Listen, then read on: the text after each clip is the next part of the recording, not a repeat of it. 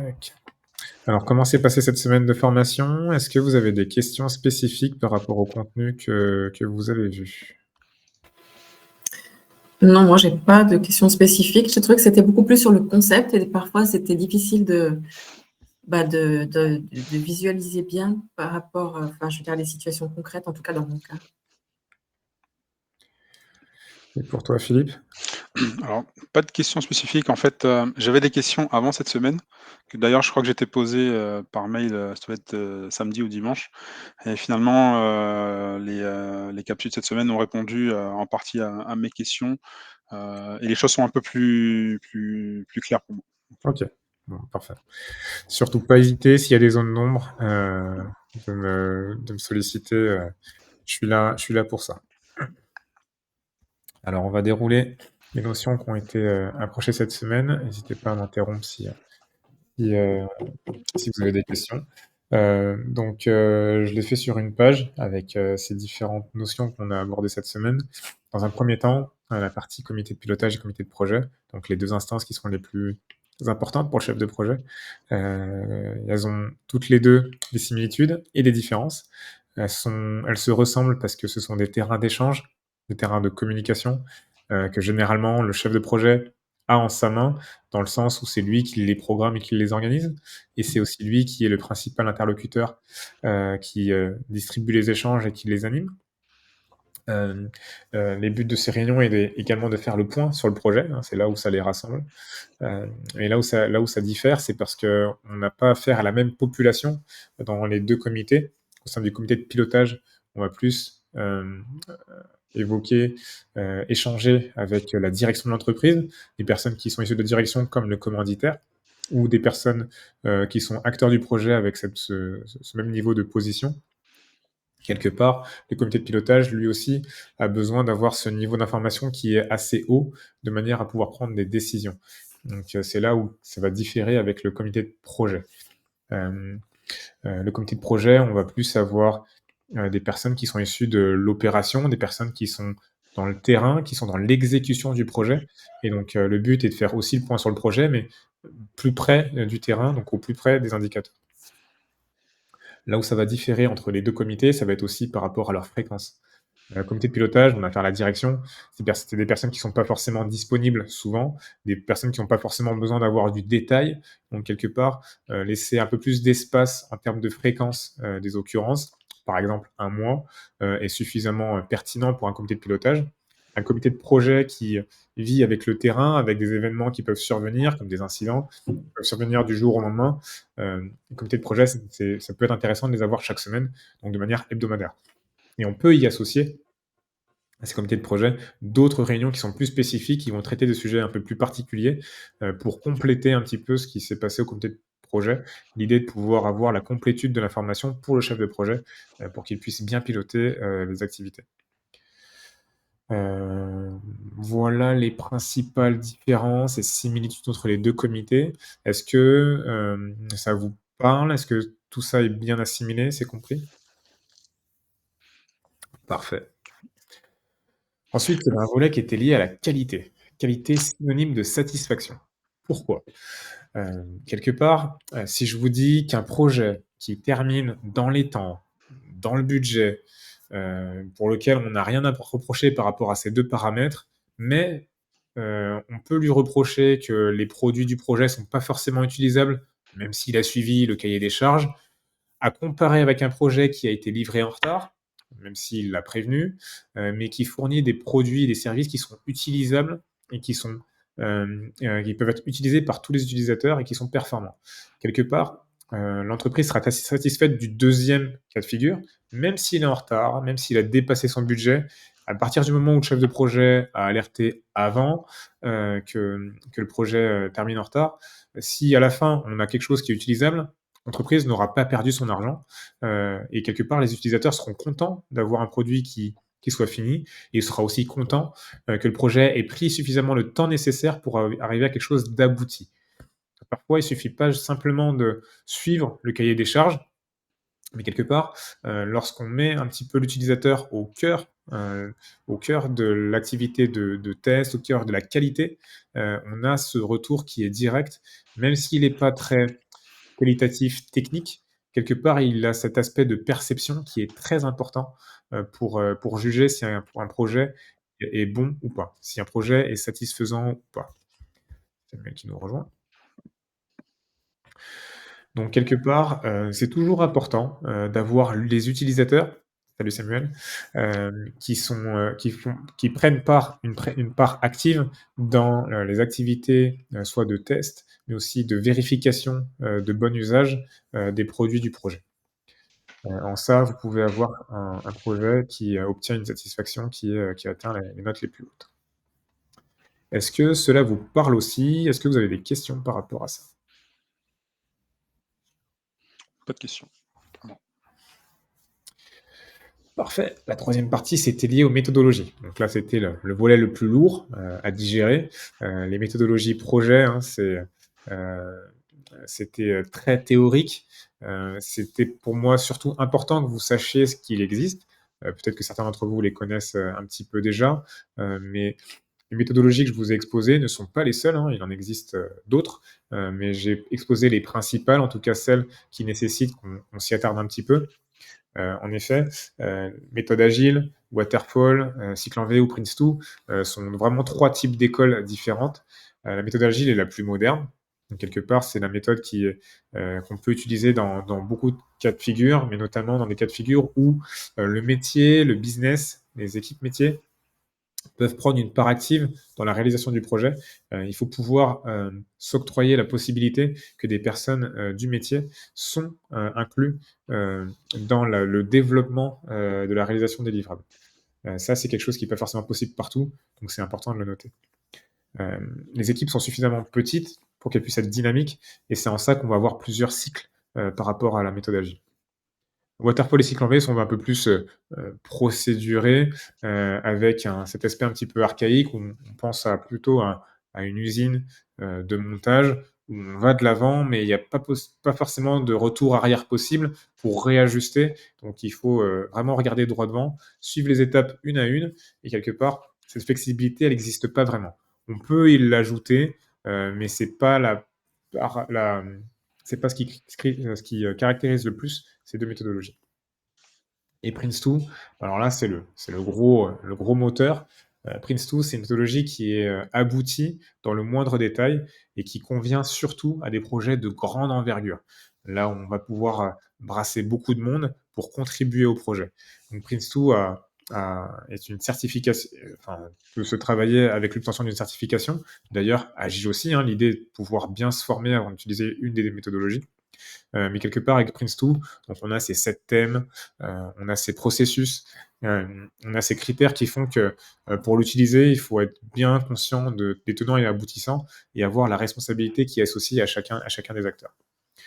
Autour de Prince2, moi j'ai récupéré pas mal d'éléments de Prince2 pour, cette méthodologie de projet que je partage dans cette formation, mais j'ai pris ce qui est le plus, applicable de manière directe, mais j'ai jamais moi personnellement appliqué Prince2 dans l'entièreté de sa méthodologie. J'espère peut-être le faire un jour, mais Prince2 même utilisé avec parcimonie peut aider pas mal. C'est là d'où vient beaucoup la gestion des risques, des incidents. Donc il y a pas mal de choses qui sont liées à Prince2, qu'on voit dans beaucoup d'autres méthodologies de manière classique, mais Prince2 s'assoit beaucoup sur ce genre de procédé. Est-ce que vous avez des questions par rapport aux méthodologies projet? Oui, moi, je voulais savoir, en fait, parce que ces méthodologies, elles sont quand même assez, enfermées dans des cadres. Est-ce que c'est possible, par rapport à son projet personnel, de prendre un petit peu de tout et puis enfin, j'imagine, moi, en tout cas, c'est comme ça que je pense avoir travaillé jusqu'à présent et ouais, ça me paraît un petit peu rigide, en fait, tous ces cadres. Alors, c'est vrai que ce sont des cadres qui ont le mérite d'exister, mais beaucoup d'entreprises, s'en inspirent sans forcément l'utiliser de manière aboutie. C'est pour ça que c'était mon cas, hein, d'ailleurs, hein. Dans une de mes dernières expériences, une entreprise a pris Prince2 heu, comme base, mais il a uniquement pris ce qui l'intéressait. Donc quelque part, c'était une méthodologie adaptée entièrement à l'entreprise, avec quelques bribes d'informations par rapport à Prince2. Ils l'ont estampillé Prince2, nom d'entreprise, version Prince2, mais derrière, c'est très, très light parce que pourquoi? Quelque part, on sait qu'il faut être formé pour comprendre tout l'ensemble de cette rigidité. Et donc, l'entreprise ne va pas s'amuser à former tous ses chefs de projet ou potentiels chefs de projet en herbe pour utiliser une méthodologie qui peut-être va pas être utilisée dans sa complétude. Donc, que ce soit pour un projet personnel ou en entreprise, c'est toujours bien d'utiliser d'avoir des connaissances et d'utiliser ce qui peut nous permettre d'avancer. C'est pas un problème si tu l'utilises pas dans son entièreté, c'est clair.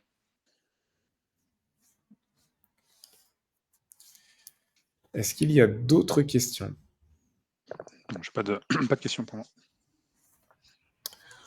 Ensuite, le lean management, donc là, c'est un volet additionnel, un bonus par rapport à la gestion de projet. Le lean management, c'est une philosophie, hein, donc vous avez pu le voir. C'est une philosophie qui est intéressante que si on s'autorise de se dire qu'on ne travaille pas de manière parfaite. Moi, c'est mon cas. Je sais que dans tous les domaines où j'évolue, je me dis que je peux faire mieux, qu'il y a peut-être des zones où en fait, je pense que je fais bien, mais en fait, il est tout à fait possible d'améliorer et de faire en sorte à éviter de perdre du temps, de gâcher du temps. Je suis toujours en quête de performance, mais surtout dans le bien faire. Et ça sert pas forcément que pour moi, ça sert aussi aux personnes qui travaillent avec moi. Donc, le lean management va permettre de faire un pas en arrière et de se dire, OK, qu'est-ce que j'aurais pu mieux faire? Quel processus on peut essayer de regarder en détail de manière à ce qu'on en sorte peut-être des choses qui sont inutiles ou qu'on délocalise ou qu'on associe à une personne pour éviter de le faire en double. Ça existe aussi. Donc, c'est toujours bien d'avoir cette idée de se dire, on utilise une approche. D'ailleurs, le diagramme d'Ishikawa vient un petit peu de cet aspect-là, d'essayer de manière continue, de revenir sur un problème de manière à ce qu'on puisse en sortir toujours le meilleur par rapport à ce problème. L'histoire des vélos, hein, on le fait une fois, on a résolu le souci, mais l'idée, c'est pas de s'arrêter là, c'est de se dire, OK, on revient sur le problème une autre fois, et est-ce que au lieu de 10 crevaisons, est-ce qu'on en a encore? On en a peut-être une tous les 6 mois, OK, ben, on va essayer d'éviter d'en avoir une tous les 6 mois. Donc, c'est toujours essayer d'être dans la quête du meilleur. Donc, Kaizen, PDCA, sont un petit peu des méthodologies, des outils du lean management qu'on peut utiliser et qui nous viennent de nos pays asiatiques. Est-ce que vous avez des questions par rapport au lean management?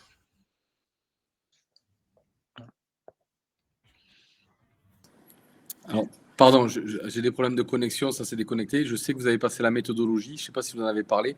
Moi, personnellement, voilà, tu l'avais dit au début, j'ai eu le début, après ça a coupé, Oui, pas de souci. de la théorie, etc. Mais j'avoue que moi, j'ai pas. Alors, autant j'ai compris un peu les fondements de la méthode en V, Waterfall avait les étapes, Prince 2 qui était un peu plus poussé.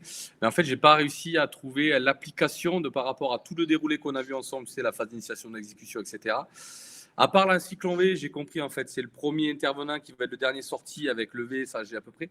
Mais j'avoue sur l'agile et notamment le Scrum, je sais pas comment tu l'appelles, le Kadam j'ai compris, c'est le bon vieux Trello, les post-it, les étapes. Mais le Scrum et le Prince 2, pour moi c'était resté très très vague quoi. J'avoue que j'avais du mal à. Alors je sais pas si vous avez posé la question, ça va être peut-être une redite, désolé. Non, non, alors c'est pas exactement une redite, mais quelque part, bon, alors tu poses la question dans un autre angle et tu as raison. Ces 2 méthodologies, surtout Agile et Prince2, on a besoin d'être formé pour bien les comprendre et pour bien les mettre en application. Agile, c'est important de comprendre comment ça fonctionne vraiment. Donc, c'est pour ça que moi, je peux en parler par rapport à déjà ce que je connais, mais aussi pour dire que ça existe et c'est certainement surtout pour vous dire, voilà, si vous êtes dans un contexte qui peut se prêter à agile, n'hésitez pas à vous former, à regarder un petit peu comment ça fonctionne pour peut-être le mettre en application. Mais en effet, difficile de se dire par rapport au projet que vous avez que ça va être agile ou Prince2 ou autre chose. La méthodologie qui est proposée dans la gestion de projet, dans la formation que je propose, elle permet d'avoir tous les fondamentaux. En s'affranchissant quelque part d'une méthodologie qui est estampillée A ou B. Et comme disait tout à l'heure Myriam, sa question c'est c'est un peu rigide tout ça. Comment je fais pour mettre en application ce truc-là ou ce truc-là Moi, je n'ai jamais appliqué une méthodologie, même Prince2, pour laquelle je suis certifié, de A à Z. C'était vraiment des bribes par rapport à Prince2.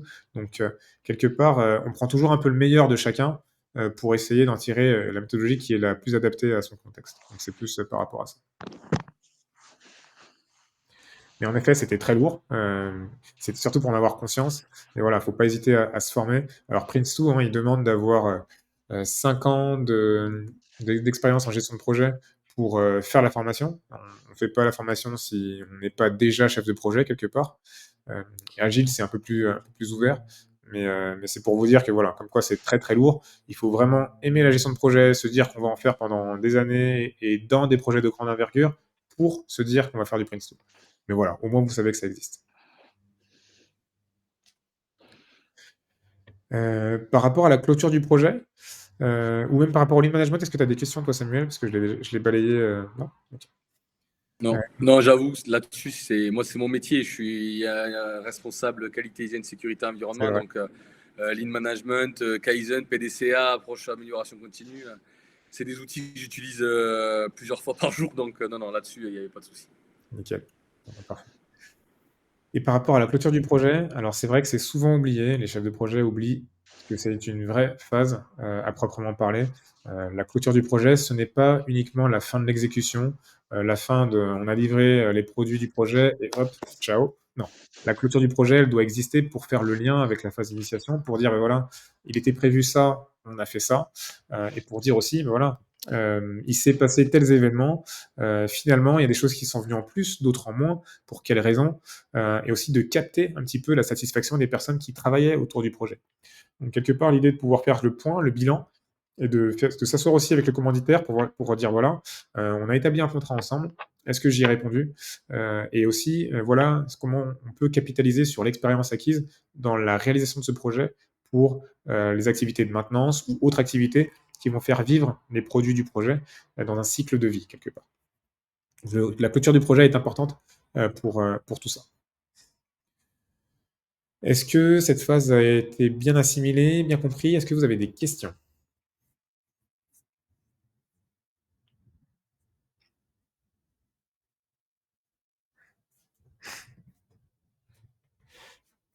Si pas de questions, est-ce que par rapport à l'examen, alors nous avons une session de préparation à l'examen la semaine prochaine, il y a des questions d'ordre spécifique ou est-ce que tout est à peu près clair et on attend la session la semaine prochaine pour en discuter? Ou des questions par rapport aux exercices, comme vous voulez. Non, moi, j'ai pas vraiment de questions. Alors, je sais pas si on te l'a dit, mais moi, du coup, je ferai la certification au mois de janvier. Oui? Ah d'accord, OK. Alors j'ai eu ton nom dans la liste, mais OK. Comme ça, j'en tiens compte. Ouais, je l'avais averti il y a 2 semaines. Moi, j'ai eu un impératif qui est tombé, donc je la ferai en janvier. Donc, je verrai peut-être que je le ferai au plus près. Je me calerai sur la session de préparation de celle de janvier. Oui, Ce sera... ce sera mieux, ce sera plus frais. Ouais. Mais je ferai un mail à Karine, c'est ça? Ouais, Non, à c'est pas Karine. Ouais, je ferai un mail à Karine. Ça marche. Ce sera certainement le cas pour moi également. Je suis en train de voir parce que j'ai des impératifs pour le 19. Donc, Oui. je vois cet après-midi et j'envoie un mail à Karine également. OK. N'hésitez pas à me mettre en copie, que je puisse avoir l'information aussi, mais très bien, ça marche. Si je me permets, s'il n'y a pas d'autres questions, j'aimerais aborder quelques points qui Oui, nous vas-y, restent oui. un peu de temps. Ouais. Moi, j'avais, en fait, bah, du coup, avec cette semaine, j'ai eu des éléments de réponse, mais j'avais du mal, en fait, à positionner, en fait, les expressions de besoin. Donc par rapport, en fait, au business case. En fait, au départ de la formation, j'ai l'impression que c'était inclus, en fait, dans le business case, mais en fait, c'est vraiment, voilà, des actions à mener, à part, on va dire, en parallèle et du coup, je voulais savoir est-ce qu'il y avait un lien entre ces expressions de besoins détaillées qu'on peut faire et le business case ou c'est 2 choses qu'on peut mener soit en parallèle, soit des étapes différentes?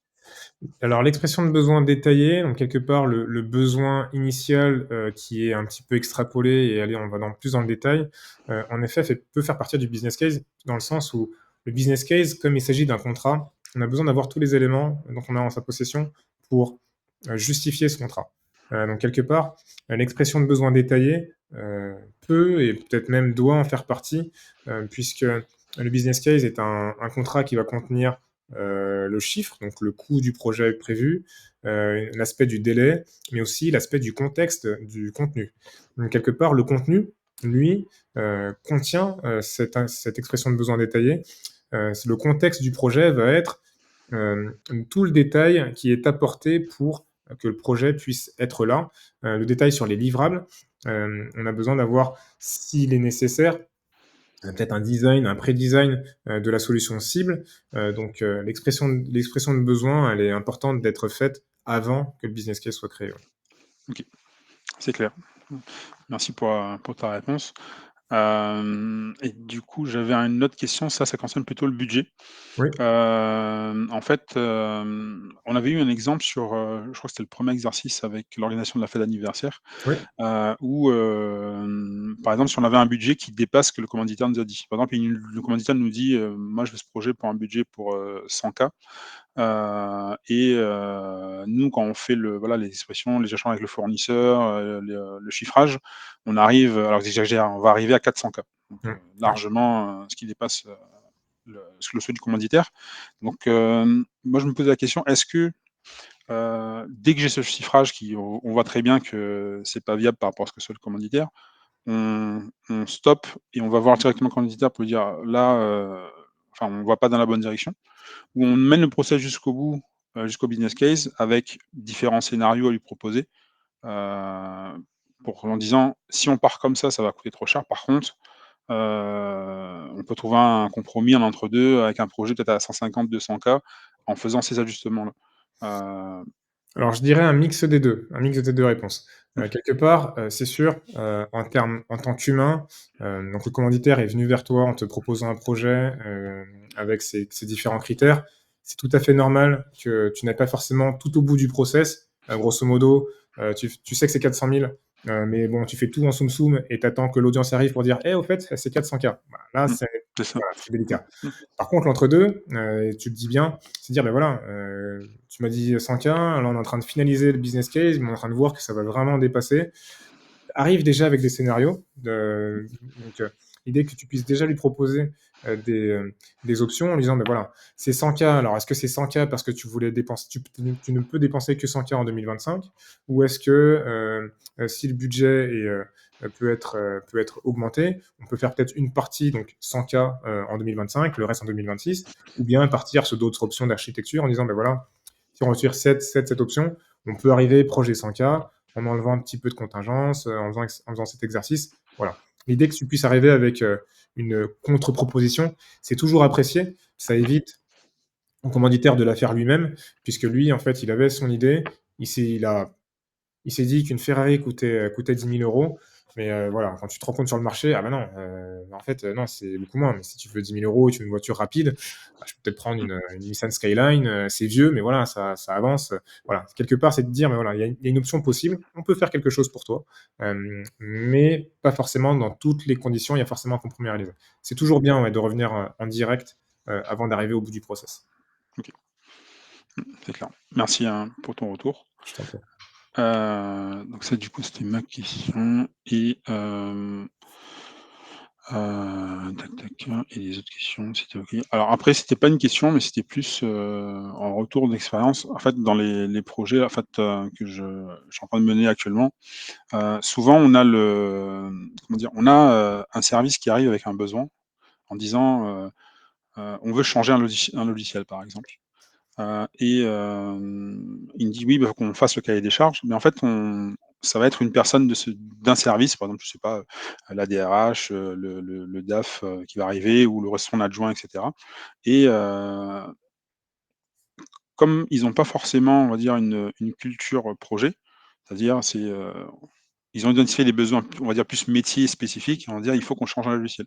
Mais il y a pas derrière ce cahier des charges initial par un commanditaire, quelqu'un qui peut prendre des décisions, et moi je trouve parfois c'est pas simple enfin, bah, c'est aussi de l'accompagnement du changement, Mmh. de l'acculturation au projet, mais c'est pas simple en tant que chef de projet d'arriver pour des personnes qui sont pas habituées à de la gestion de projet et de leur dire: «OK, avant de démarrer on va prospecter, tel ou tel fournisseur et cetera, quel est vraiment le socle de départ, c'est-à-dire votre cahier des charges, fait par le commanditaire. Donc ça, pour moi, je trouve que c'est assez, enfin c'est en tout cas dans les missions que j'ai, c'est pas simple, parce qu'on a et puis l'organisation est grande, plus on a d'interlocuteurs, C'est vrai. plus c'est difficile de voilà et moi je trouve dans cette formation, ce qui est vraiment important, ce qu'on a insisté, c'est le côté, on va dire, communication, leadership, c'est vraiment amener les gens à se parler, pour, donner une dynamique et faire en sorte que le projet avance et moi je trouve que c'est un grand enseignement que je retire de cette formation, parce que c'est vrai que je le constate au quotidien, c'est plus on va amener les gens à parler et à les mobiliser autour du projet, le reste en fait suit et ça donne la légitimité aussi, au chef de projet. Tout à Heu, fait. voilà, donc on Non, veut mais faire partager ce retour-là. merci beaucoup, hein. C'est une bonne remarque et je passerai aussi par la responsabilisation des personnes. C'est Mmh. vrai que c'est pas simple, hein, dès le départ, c'est pas forcément le commanditaire qui apporte le projet. Alors je vous ai présenté le cas idéal, mais l'idée est d'essayer d'après de se rapprocher le plus possible, vers ce cas où on a quelqu'un qui va vraiment prendre cette responsabilité. C'est vrai, hein, tu le dis, un service, le service RH veut un nouveau SIRH, ben, c'est eux qui vont me dire, «Oui, j'ai besoin d'un nouveau logiciel». Mais derrière, ils ont peut-être pas connaissance qu'il y a des connexions qui se font entre tel système et tel système pour pouvoir l'alimenter et cetera. Ce n'est pas que le changement de logiciel, il y a peut-être quelque chose qui est sous-jacent. Donc quelqu'un doit se porter un petit peu garant de ces décisions-là et de faire en sorte à ce qu'on puisse avoir suffisamment de connaissances pour prendre aussi les bonnes décisions. Et ouais, l'aspect fédératif est important pour faire émulsionner toutes ces idées et pour que toutes ces idées puissent sortir, qu'il ne puisse y avoir rien de caché. C'est important. Est-ce qu'il y a d'autres, remarques ou d'autres questions avant de clore notre classe virtuelle du jour? Pas pour moi, c'est bon. Eh ben, Alors, parfait. alors ici, j'ai une dernière petite question. Oui, Hem, C'était sur la partie, comité. Hem, En fait, sur la comitologie, donc enfin, peu importe le comité de pilotage ou le comité de projet, donc ce sont des réunions qu'on va préparer, on va faire une présentation, aborder des points. Généralement, on va faire un compte rendu, à la suite de cette réunion. oui. Effectivement, on va préparer en amont, voilà, les des trames et cetera pour faciliter le travail. Hem, Est-ce que, quand on prépare cette réunion, est-ce qu'on peut faire un support commun? C'est-à-dire de présentation dans lequel on a une partie compte rendu à la fin pour, se faciliter enfin dire le nombre de documents qu'on diffuse? Alors c'est possible. Moi, ce que je préconise surtout, hein, en fonction de la réunion et comment elle est approchée et aussi la philosophie d'entreprise, c'est de se dire, soit c'est un sujet délicat et dans ce cas-là, les notes, je les prends directement en ligne, je partage mon écran, même si j'écris une bêtise, des fois, je fais exprès d'écrire une bêtise pour que les gens me corrigent, pour me dire: «Ah non, non, mais c'est ça» et puis l'autre me dire: «Mais non, mais je suis pas d'accord, c'est ça». OK. Donc le fait de partager, dire en direct ce qui se dit, enfin ce qui se dit d'important, hein, pas forcément tout, c'est bien de le faire. Ensuite, par rapport à la documentation, c'est bien d'avoir des espaces qui sont partagés, si possible, pour que les gens puissent y accéder. Alors, puissent y accéder de manière consultative pour ne pas forcément les modifier, ça Mmh dépend mh. aussi là du sujet, hein. Mais en effet, cet aspect documentaire est important. Et dans le compte rendu, de partager soit le lien vers ces documents, soit les documents en pièce jointe, et en disant: «Ben voilà, ce document, là, telle page, c'est ce qu'on a vu. Machin, un tel, vérifie, tu nous confirmes que c'est bien ce qu'on a dit», et cetera. Histoire d'avoir vraiment un retour sur, ce qui a été échangé et pour la raison et du pourquoi.